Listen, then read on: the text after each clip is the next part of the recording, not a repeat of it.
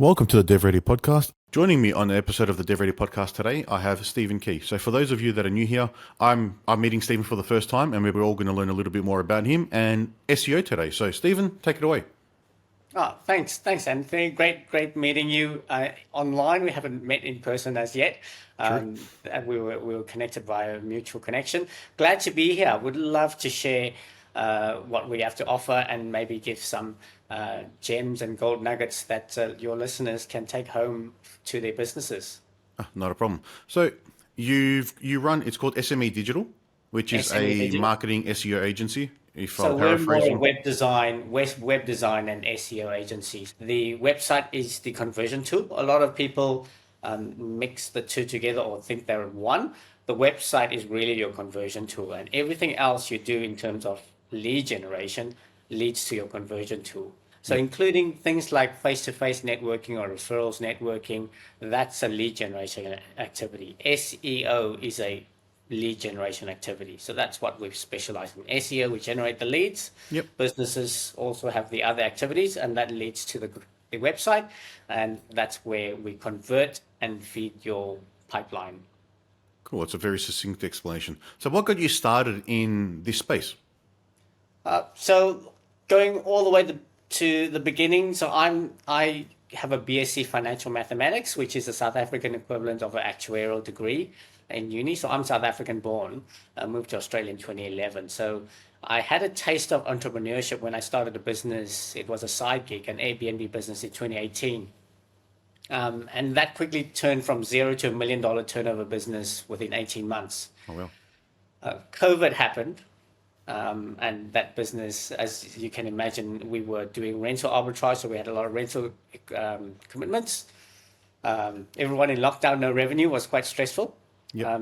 But having that taste of exponential growth gave us the confidence to start another business.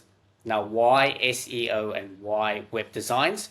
Well, what we enjoyed about the Airbnb business is that we could make money in our sleep. So I often say, what do?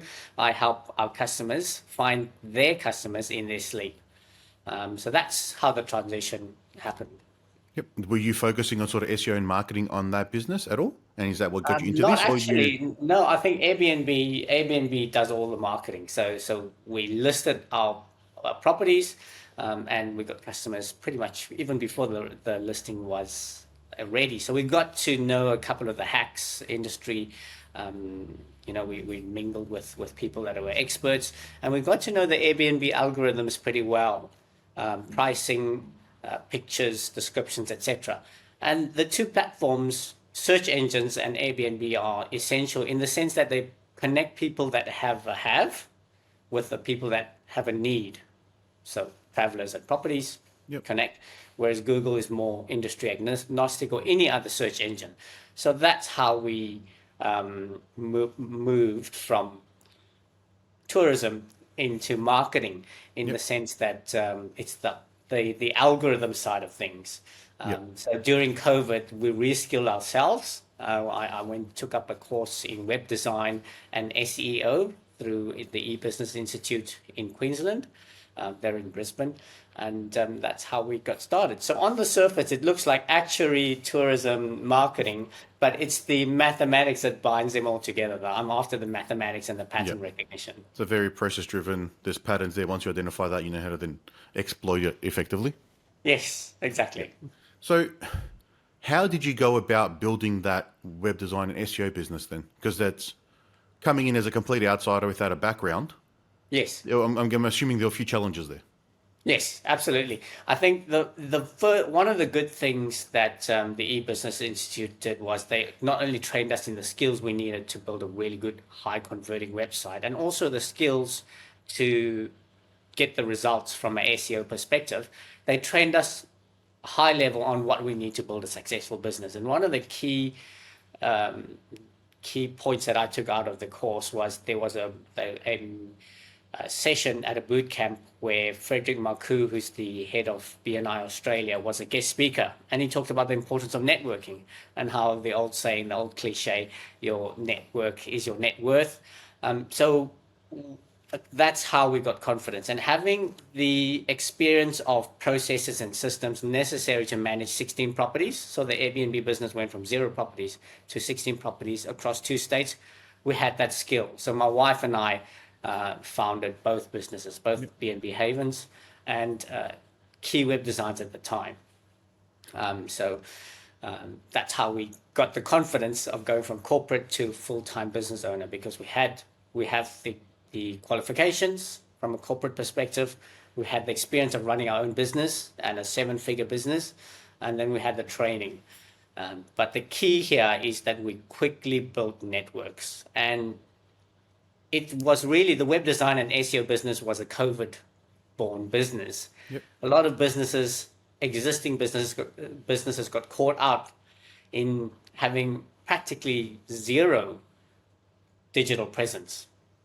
And that's True. where we were kind of in the right place at the right time. And it linked to how we moved from B&B Havens into the web design and SEO agency, in that we ourselves were looking at how to revive B&B Havens, the Airbnb business. Okay. And then we thought, oh, hang on, we could do this ourselves and grow a business out of that, have a larger potential. Yep.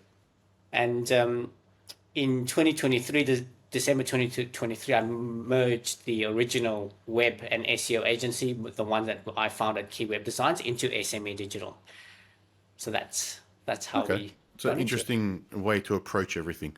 Yes. So yeah, having COVID, so it was sort of like the accelerator to get you off the ground, because you mentioned there was a lot of businesses that were caught off guard, not a lot of digital presence. E-commerce was important, but it wasn't on the top of everyone's list because they were doing things the way they were doing and it was still working.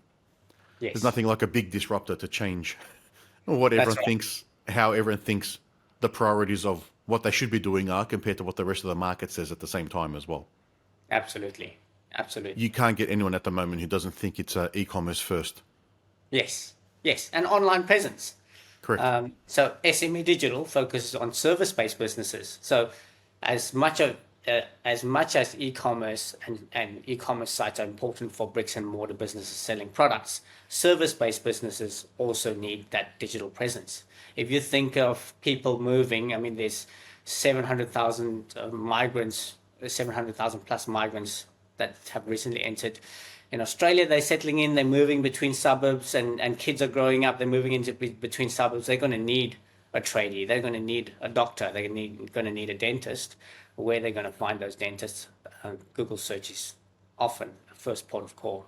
Yeah, it's primarily not primarily, it's generally the first point of call for everyone. There is some shift going over to probably TikTok and Instagram for searching, or maybe Yes. the AI, but I don't think they're not going to give you localized results like Google will, or Facebook with their advertising.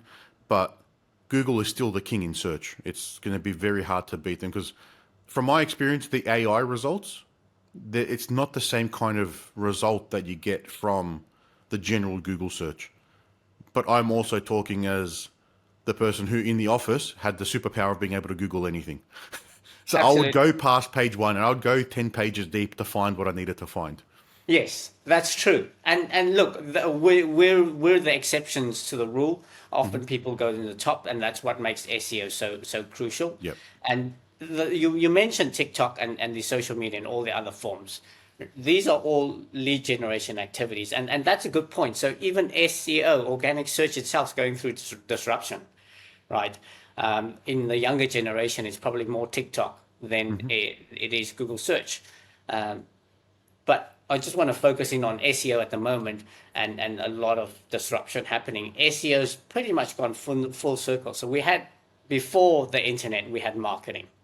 And then marketing had online presence, and then SEO started to form its own individual pillar or silo, to use that analogy. Now, because of the disruption, SEO is going back to overall marketing. It's part of all your lead generation activities, and that's how we take it. That's our approach when it comes to SEO services. To our clients, we form part of the team. Yep. We want to make sure that we're part of the marketing team, and we're aware of what all the other specialists are doing, so that we can deliver results for our clients. And that's the best way to try and work with your clients. We have a similar approach. We become your tech partner, not someone you talk to and then we disappear and come back with a result that's wrong because we haven't had enough time to work together and understand how you need to work, how to communicate and get the right results. Precisely. And in terms of results, a lot of it is maths. A lot of people say marketing is psychology. It's probably both, because I come from an actuarial background. I'd say it's more mathematics. I mean, psychology, as crucial as it is, without the maths and data, that's it's guesswork. Yes. So we need data-driven data insights, testing and measuring the results. And even before that, when we onboard clients, we make sure that we understand their goals. Because if someone's investing significant amounts into SEO or even modest amounts, there needs to be a return. There needs to be a result. Correct. And it's without the right values and the KPIs to look into, you're going to be making the wrong decisions. I've done the last 3-4 months a bit more focus on our marketing for our business because we're trying to promote a product that we had on the market. So I've done a lot of a deep dive in more on the advertising side. But from what I've come to learn is it is psychology because you need to figure out a way to get someone's attention, and that's what that hook is for. So the SEO is a little bit different because it's targeted based on intent, not trying to educate someone on something they don't know. But in the marketing side, my experience is you can boil it down to as simple as how do you get someone to stop scrolling? Yeah. What can you do to do that? And it's just how many experiments can you run to see which one of the 100 different styles that you're testing is going to do that the best? Yes. And you've got a limited budget. So Correct. that's where being part of the team is. Let's focus on these areas. Let's test and measure, and let's review, be it a quarter or 6 months, and refine and adjust. If we hit a gold nugget, let's double down. If results fall short, let's reassess. That's the other problem is it's not a very quick activity to try and see the trends of the things. In advertising space, they say let an ad run for at least a week before you know if it's working or not. Absolutely. So with a limited budget, you're now going 2-3 months before you find the one thing that works. When you're trying to do something very quickly, it's a bit of a painful exercise.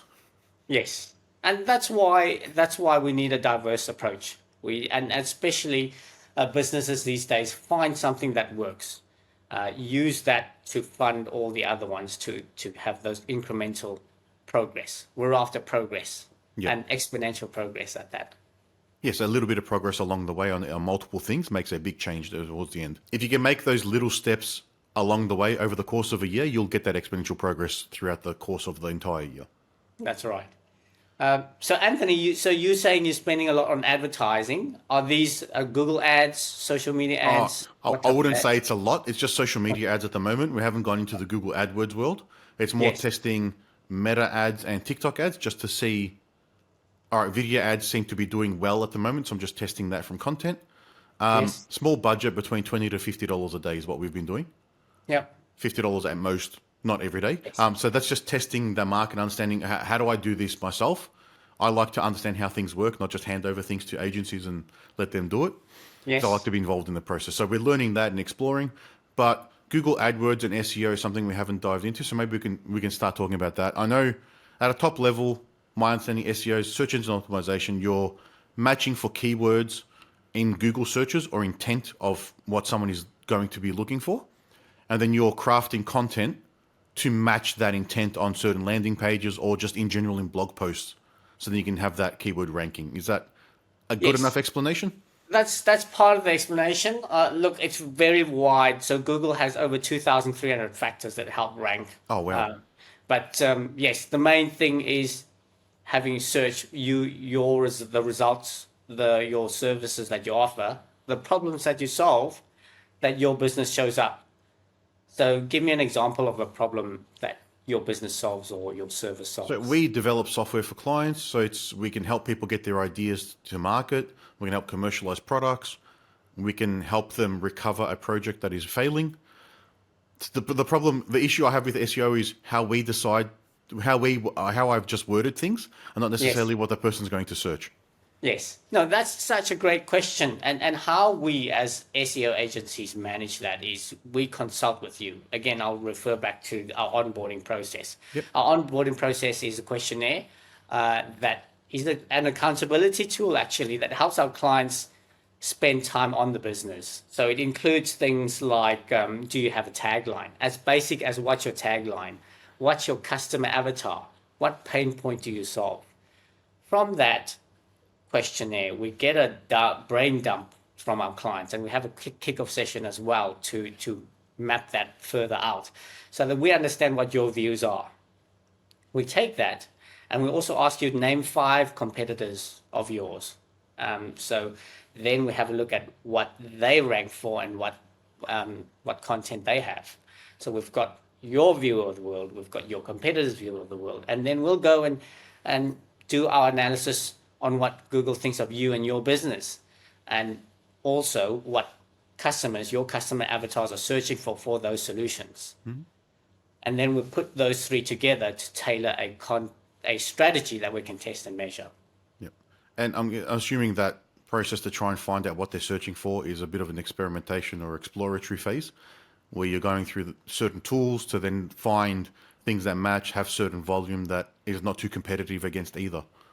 Yes, absolutely. And that's where we balance budget and there's something called keyword difficulty, which is really an indication of how competitive an industry is. For example, if we take electrician Sydney or dentist Chatswood, those would be high competition. Are there any angles, neighbouring suburbs, for example, North Sydney or even Lane Cove, to find an anchor point? So we want to find an anchor point to target neighbouring suburbs and grow into your goal. So yes, there's a lot of aspects to that. And that's where the maths comes in. This is your goal, and let's try and find any weak points from competitors, any angles that there is a demand that we can test and measure. Yep. Do you also start researching competitors and understanding what keywords? There's tools. There's one that we use internally for Uber Suggest from Neil Patel. Yep. I haven't heard of that one, but yes, absolutely. Neil Patel's got a keyword optimization and ranking tool that we use, the Google Search Console, and then that gives us stats for us. But then there's ones where you can compare competitors' websites and see what they're ranking for and understand the positioning of your market. Yes. Now, there's a lot of tools out there. Look, we use tools like Ahrefs, KW Finder, SEMrush. Yep. And that's exactly it. That's the second pillar where we say name 5 competitors and where they're ranking, and we can see whether there's an angle that we can take so that our clients can rank better and get results. Yep. Do you find trouble when dealing with clients in saying these are the keywords that will work or we should be targeting compared to what they think the keywords are? Yes, that's the beauty of having our onboarding sessions. We set the expectations right. Even before the onboarding session, when we have our discovery and strategy calls, and these are obligation free, as much as the client is qualifying us, we want to make sure that we can deliver the results. And to deliver the results, we also have an obligation to see whether we're a right fit. Are we going to be speaking the same language? Do we value each other? Are we in a position to have robust discussions and test and measure? If there's a tie, we test and measure. Yeah, you have to be able to get along with the client and be able to have some of those confronting or difficult discussions sometimes. So they may be certain that they want a certain keyword, but you can show them that, all right, the search volume, there's only 10 queries a month for that keyword. It's not worth it. Yes. In a really simple way of explaining it. I've got very limited knowledge across this, or not limited, but surface level. Yes, and it's valid, and you hear a lot about it, and that's where it comes from, an unregulated industry. They may have heard from a friend's friend that's an expert in these things. You've got to rank for this, and then they've got it in their head because they're more likely to trust a friend that they've seen for 200 hours. They've spent more than 200 hours versus an agency, because there's lots of agencies, number one. And number two, we've just hypothetically met, or we might not even have met in person. I'll touch onto the unregulated industry component in a section, but I just want to ask, so if you're starting to think about SEO and moving forward with the business, what are some of the things you can do before you may think you may not have a budget to reach out to someone like yourself or an agency? What are some of the things a business can do to start working on that? Know your customer acquisition cost, CAC, CAC, because you want to have that.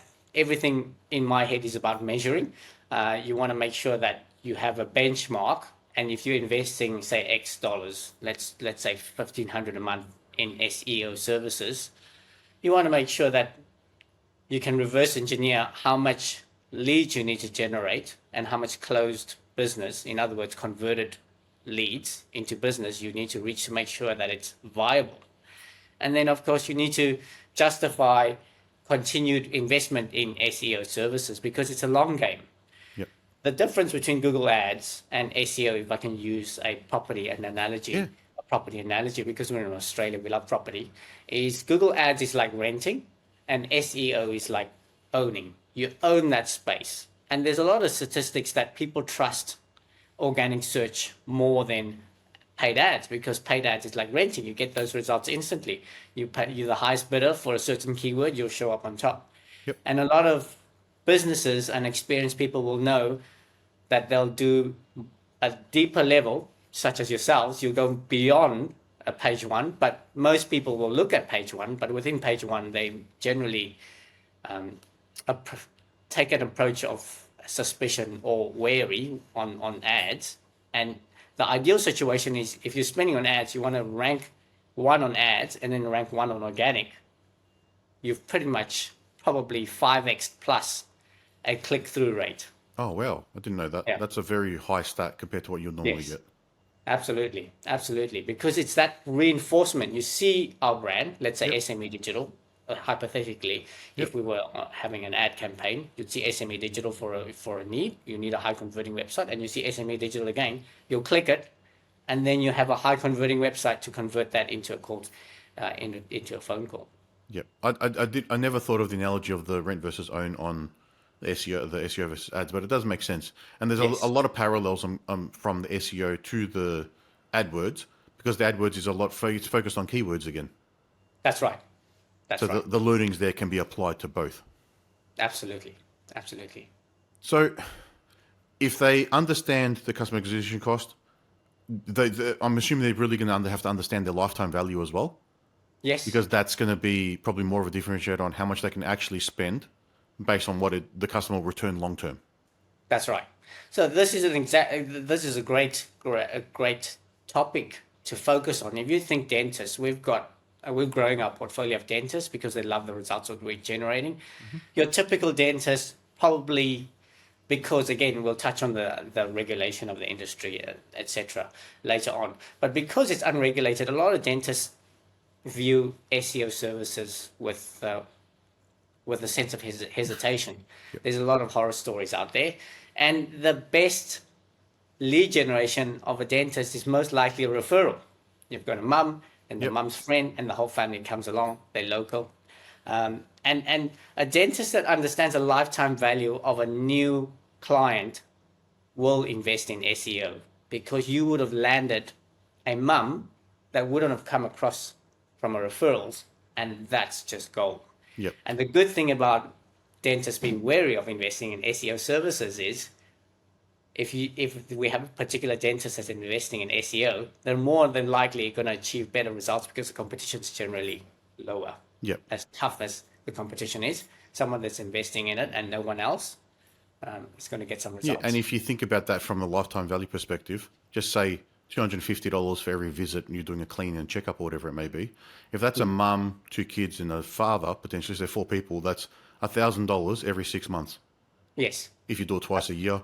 So it's $2,000 a year per family. I don't know, their lifetime, say maybe they're there for 10 years and they decide to change, or the kids get older and they do something different. You're now at a $20,000 lifetime value. So would you be willing to spend $500 to acquire a $20,000 customer?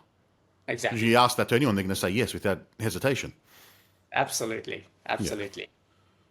So then that will inform your bid strategy on Google AdWords, because then you can outbid other people potentially, because you actually understand your numbers and you've got that data points to compare it against. And then the SEO is just your continued spend, saying, all right, by spending this much, we're retaining our pool of customers over this time frame, and that's what we're looking at. Yes. And while we're talking about Google Ads, our philosophy at SME Digital, because we also offer Google Ads as a service at a really competitive rate, because exactly as you mentioned earlier on, there's a lot of synergies in the work. We don't do Google Ads standalone, but for our SEO clients, we will do Google Ads on top if and when they ask us to do that. Our philosophy is we rely on Google Ads when the pipeline's looking soft.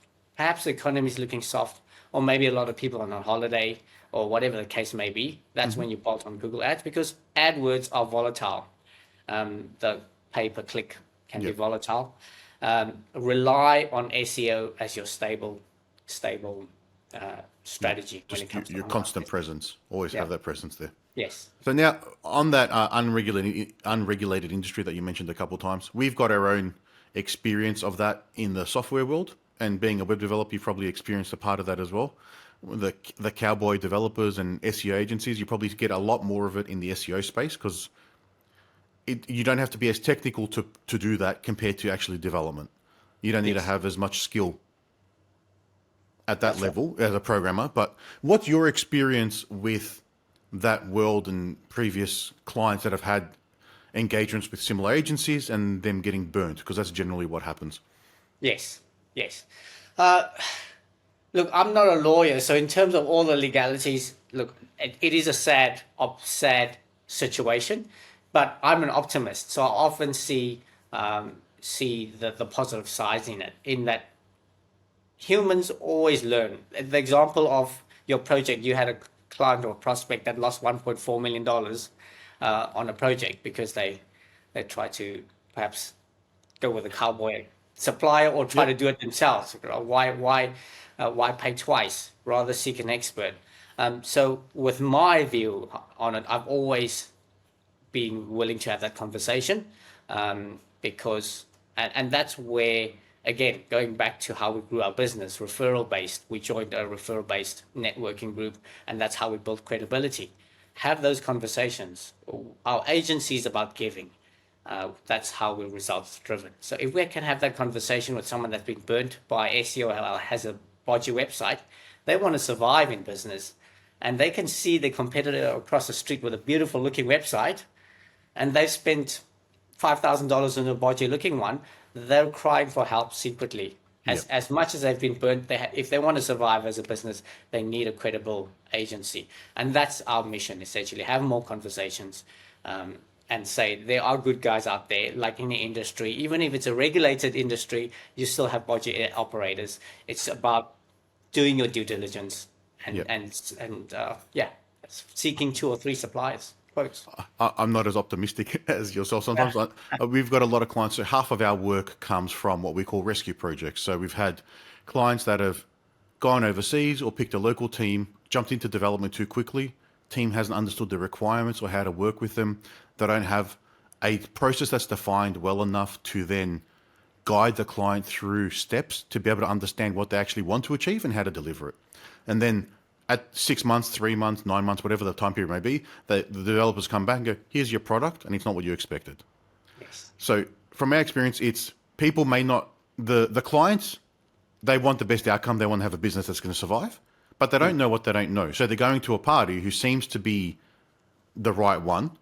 They're saying the right things in the first conversation, but then all these red flags come up that they don't realize are red flags, so they haven't gone through the process before.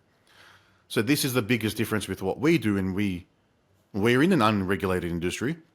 We don't have a certification from a central body, but we have a process where we take everyone step by step through workshops and understand what they want to build, how they want to build it, ideate, completely money back guarantee on this entire process. And we try to get people to an outcome before they even start developing. You wouldn't build a house without going to an architect and getting engineering plans and go straight to a builder and start putting up a frame and a slab. You can end up with the wrong slab, the wrong frame. You won't support what you want to build. And that's the same thing with software. And that's the biggest thing is a lot of the agencies don't have the best intentions either. A lot of them know that they may be having a crap process, but it's on volume. And probably in the SEO space, because it takes a while for things to turn around, they can push along with that a lot longer than they could. Yes. Any other way. That's true. Absolutely. And there's the sunk cost fallacy where it's like, we've invested in $9,000 already with Bodgy Agency X. Let's go for another 3,000, and then it becomes 12,000. Let's go another 6,000. Yes, and the only thing we can do is to educate. So much like you, Anthony, you have the podcast. I'm appearing in more podcasts. It's an education drive, and that's where we want to make a positive difference. And that's where again, know your numbers, know your strategy. Now, SEO takes a long time to achieve results. Yes. But that's not to say that you can see progress towards those results. It's a big funnel. You want to see your conversion rates, you want to see your click-through rates, and then you're going to start seeing leads. Now, the leads may come in 6, and if you're in a competitive industry, 9 months' time, but don't get bamboozled by all the backlinks, time on page keywords, ranking for a low competition keyword, an ego, I call it an ego keyword, Yep. and say, oh, it's working, it's coming. Have those results. I want to see, okay, your conversion rate's 30%. So we need to see 3 phone calls. Okay, to see 3 phone calls, you reverse engineer. So that's where my abnormality is a superpower. So my logic drives my wife nuts because my wife's normal. But people buy with emotion. And that's where having a web design and SEO agency that's numbers driven, that's logic driven, combined with psychology. So one of the co-founders of SME Digital has a psychology degree. You have the best of both. So educate, have logic as a rail guard, and then test and measure. Yeah, and that's the philosophy to take. It's share our knowledge with as many people as we can. Hopefully they listen, and then provide the data for them to be able to make the right decisions. Yes. And like at a minimum, if you're doing anything with any agency, is your traffic increasing to the website at a minimum? Like that's the lowest thing that can move. And if that's moving, or something's happening. Yes, exactly. We don't have to talk about backlinks. Oh, I got you a $750 backlink with the New York Times or Forbes or whatever. And that's vanity metrics. And all these things business owners need to be educated on. That doesn't matter. It's the same as going to a doctor. You've got an ailment. You don't need to know 7 years of medical degree. All you need to know is the ailment's there. I'm taking medication. Is it improving or not? And that's where reputable agencies should focus on achieving results, educating clients on what to look for to see whether we're headed in the right direction. And if anyone wants to find out more and reach out to you, how can they do that, Stephen? So we've got a website, smedigital.com.au. We're very proud of our portfolio page. There's a portfolio of over 40 samples of our work there. And that's how they can find out. And there's also a link to book a discovery call obligation free with us. Awesome. We'll add all of those links into the show notes as well. Once again, Stephen, it's been a great chat, and I love diving into the world of SEO and having that data-based approach, and I can resonate with that a lot. It's been a pleasure having you on the episode today. Thanks, Anthony. I had a blast. Thank you, and lovely meeting you today. Thank you.